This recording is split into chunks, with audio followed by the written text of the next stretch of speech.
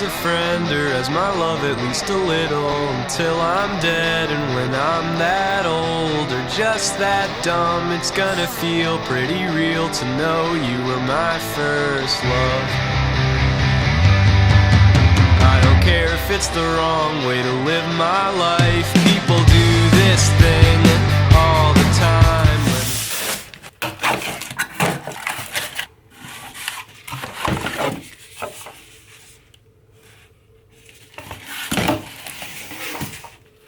Alright guys, Gorilla Mind just dropped 2 new products. We have the Gorilla Mode base, and then we have this new flavor called Gorilla Mode Blackberry Lemonade. I have not tried these. The reason why we have this Gorilla Mode base is it has everything that this has except all the BS stuff you don't need when you just want to have a nice pre-workout. So you have alpha GPC, you have L-tyrosine, L-citrulline, all that stuff.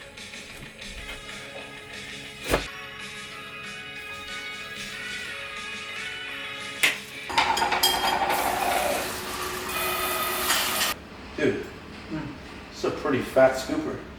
I was thinking it was going to be smaller for a tiny container. The powder, look at this powder. Is it thin?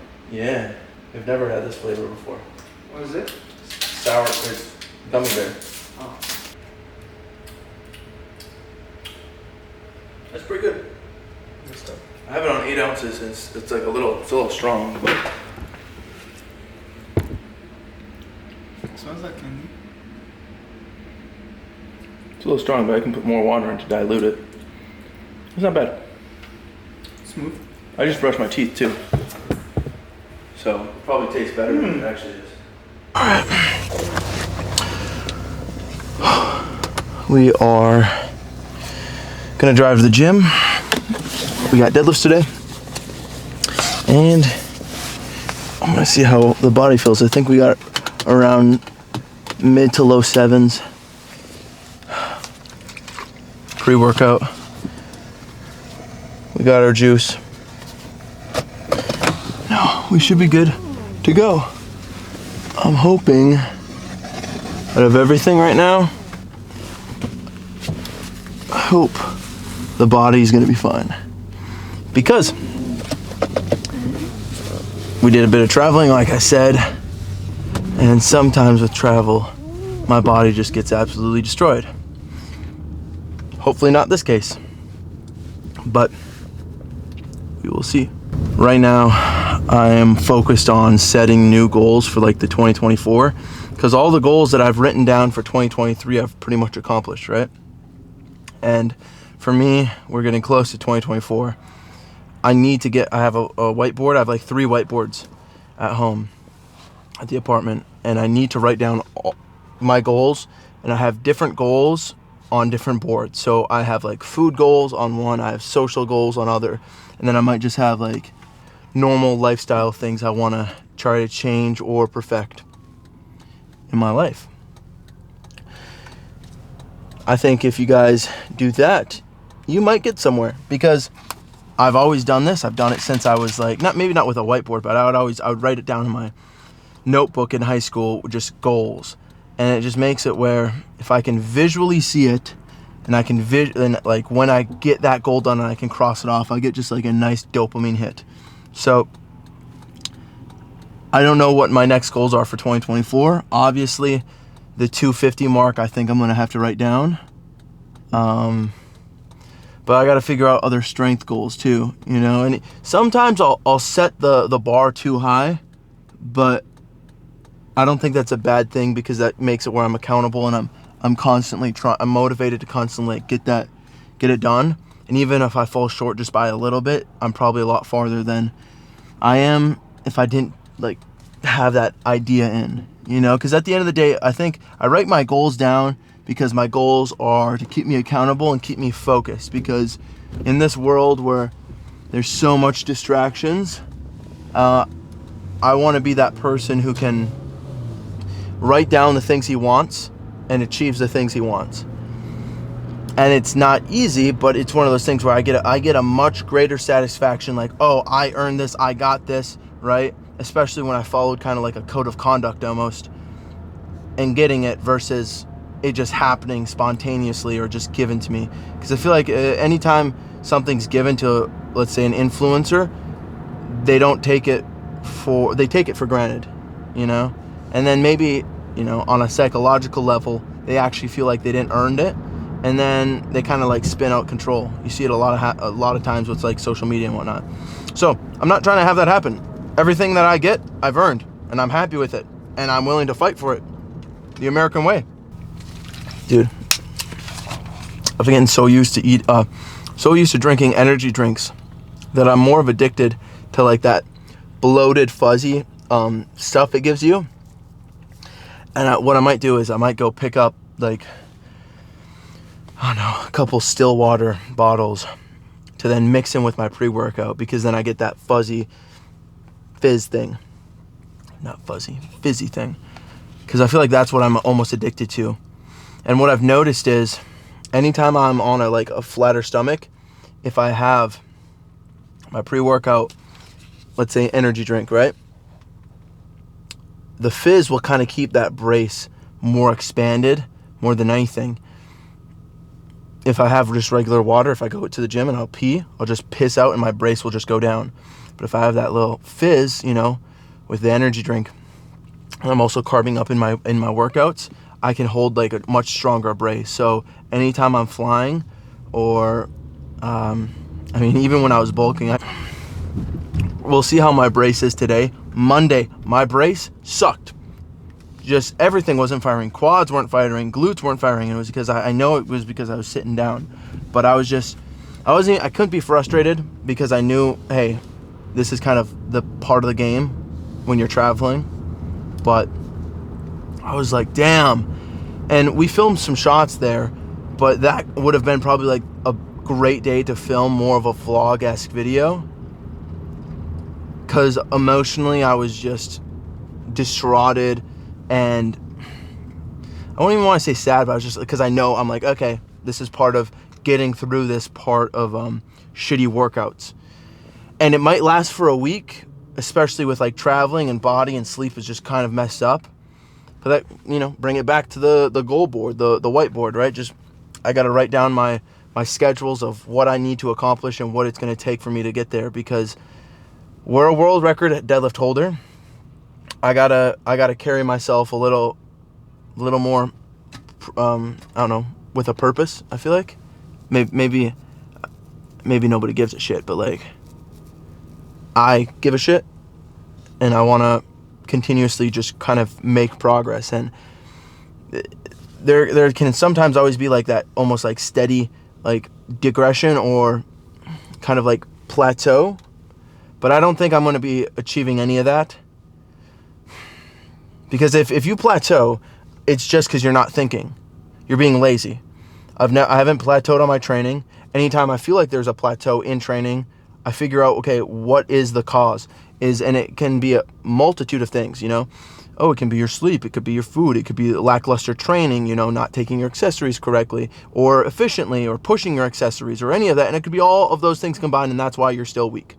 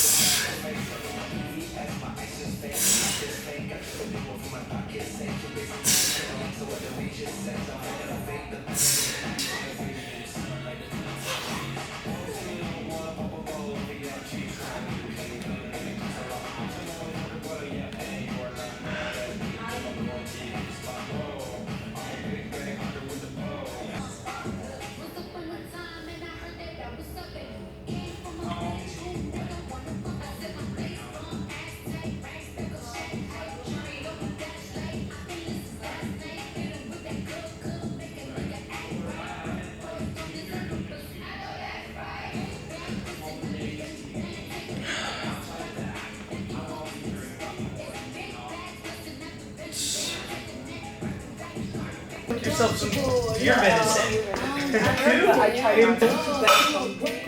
Small rant really quick. This fan's in the worst spot ever. When it comes, I literally, look at my calf right now. I've like scratched it 3 times trying to get these. Well, you know why it's there? It's because Mitchell won't stop sweating. Yeah, it's true. That's really his personal plan. Yeah, yeah.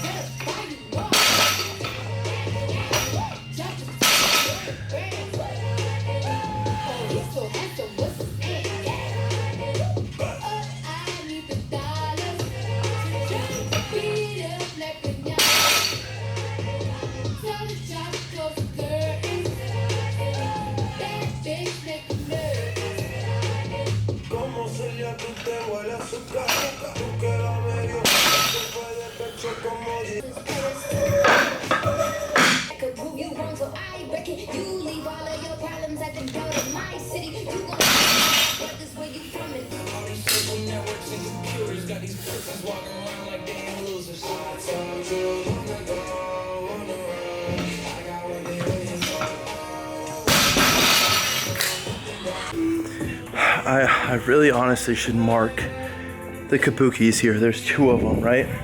And one of them has like a weird bearing in it where the bar doesn't roll correctly. It's like rolls, stops, rolls. If anybody's like ever used a barbell, and you can probably tell when you've been like to more of like a school gym, and then when you go to like an actual gym if they have proper powerlifting bars, right? The proper ones don't like have these weird ass bearings on them. A lot of like, you know, commercials, gyms, or like even school gyms that buy out on like cheap bars, they don't actually have like proper bearings in them typically, right? So with this one, I feel like this is the wrong kabuki because I'll pull into it and it just feels weird in your hand, right? So, and usually I was able to tell the difference between them because there'd be these marks on them, right? From like plates hitting it.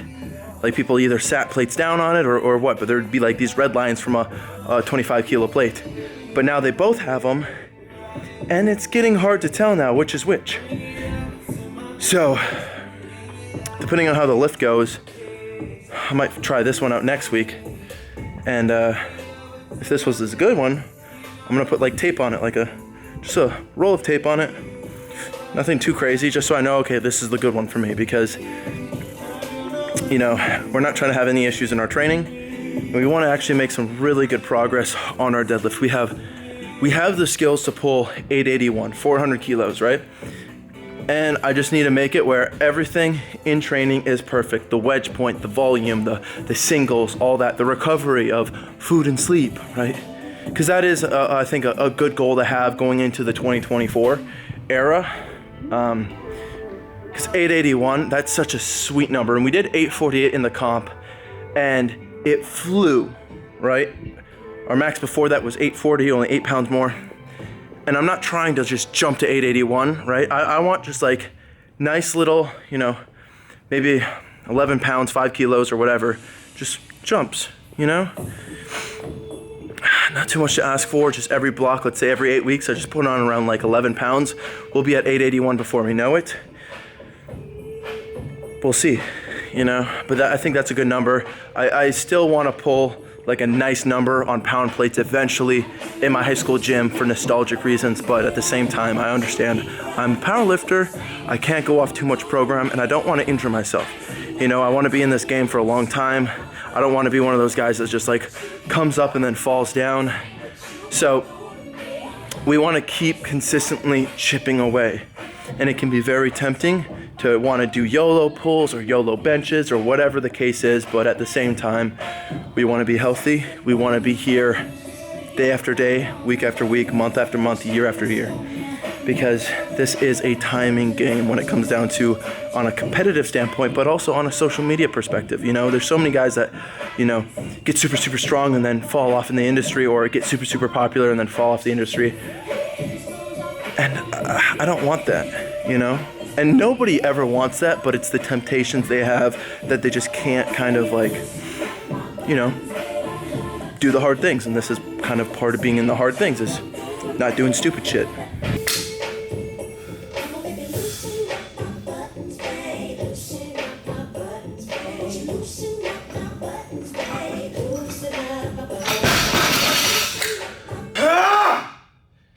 Fuck you!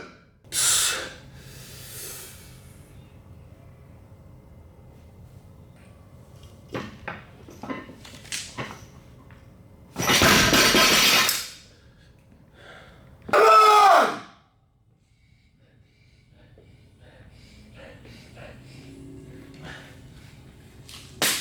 Ugh.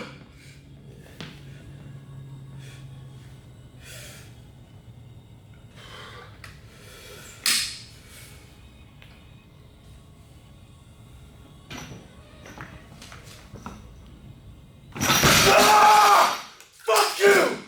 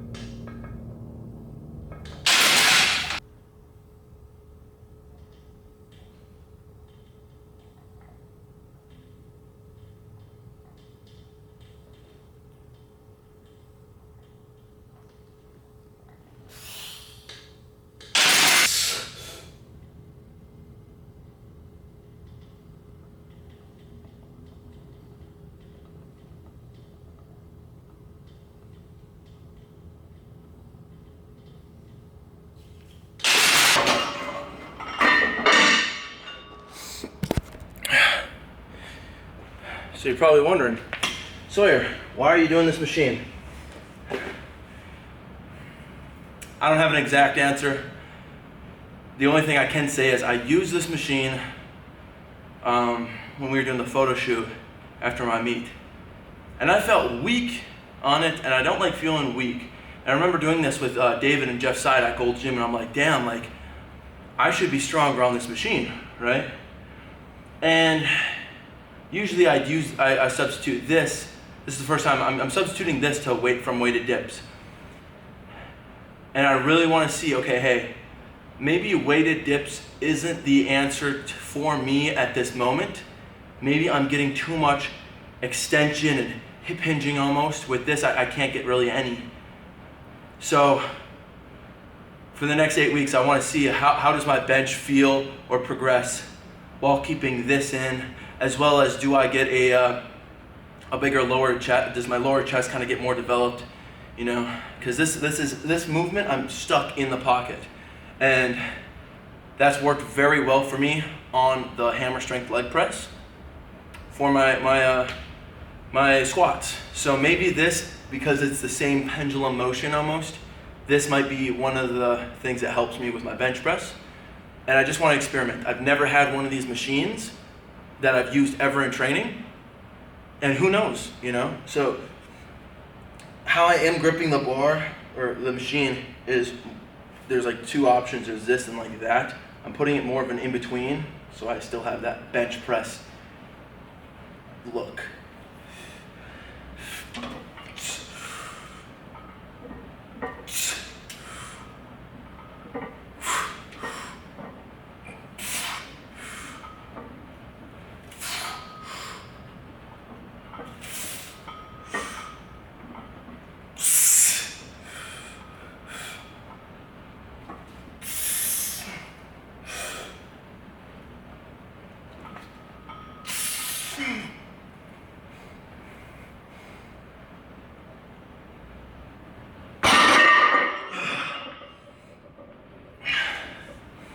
What's nice is this is unilateral, so I can really fucking push and try to keep this same position, because I do have one arm that's stronger than the other, and I want to really try to develop this maintaining position of keeping my scaps tight while also getting this nice chest reflex and using this momentum, also tightness in the hole. So we did this for 8. We have it for a back down, I think. And I want to just keep a track, because I think I got like 8, 10 AMRAP or some shit. And I'm not trying to go to failure or anything. I think maybe like the AMRAP I will, but I want to keep these numbers higher. I did 100 last week. This is 135. So maybe we'll do 100 for our 10. Who knows? I wish they had these numbered, because then I could keep like an idea of how low it is on every time, because the biggest thing on progression is you don't want to change too many variables. And I rarely change variables, and it's about making sure you're having the same variables you're hitting, right? Or the actual variables, meaning, oh hey, like if you're doing a bench, right? Don't be switching bench presses where one's a fat pad, one's a comp bench, one's shorter, one's longer, keep everything the same. And that's with every single movement. I try to keep all my machines the same throughout the entire 8 to 16 week block, and sometimes for however long. This is the first time me adding in this movement. So try not to change, because change it's not really effective, consistency.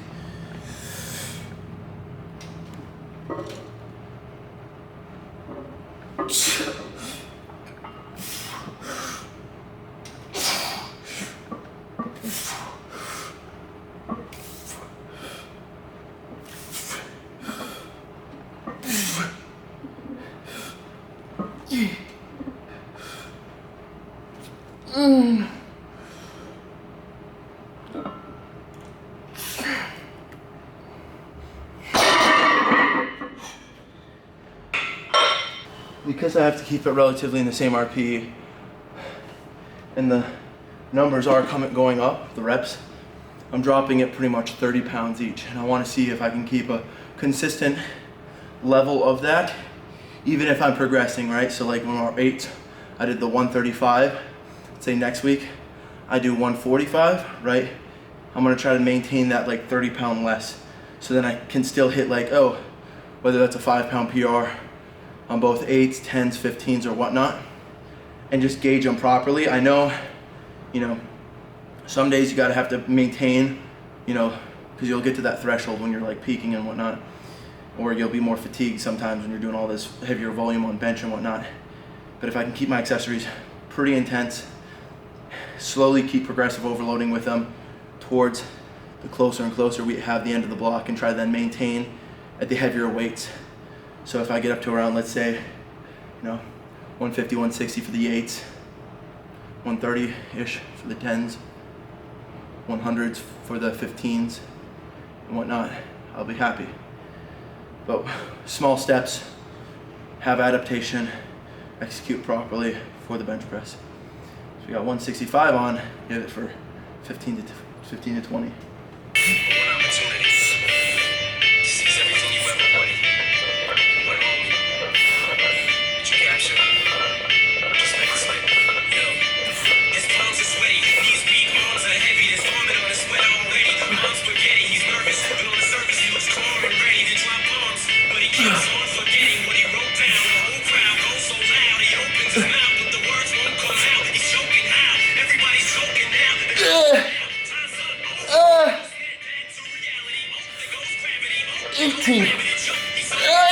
Come on!